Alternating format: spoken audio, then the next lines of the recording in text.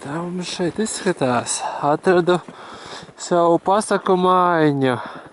Paskaties, kas te iekšā darās. Attaisīsim vaļā. Nu redz, viss kā pienākās. Kamīniņš, vieta, kur pagulēti.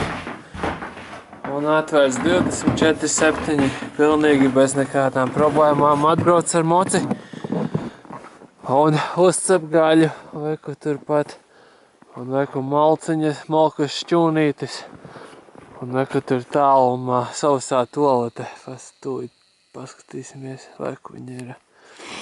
Tā kā visi brauca droši ciemos. Nu te ir vienkārši fantastika. Ezers blakus. Viss kā vajag. Fantastika. Fantastika.